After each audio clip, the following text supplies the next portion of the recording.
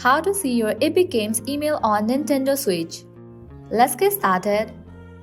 Launch your preferred browser and head towards the website of Epic Games. Type in your credentials and log into your Epic Games account. Once you log in, you will land to this kind of interface. Now at the top right, you will find this icon. You have to click on it. With that, different options will appear. Go ahead and click on the option of account. Now at the left corner, you're gonna find different options. Go ahead and click on the option of account settings.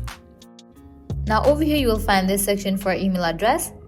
As if right now there is no such way to see your email address on Nintendo Switch, but you can follow these steps to see your Epic Games email. So over here, you will find your email address of your Epic Games account.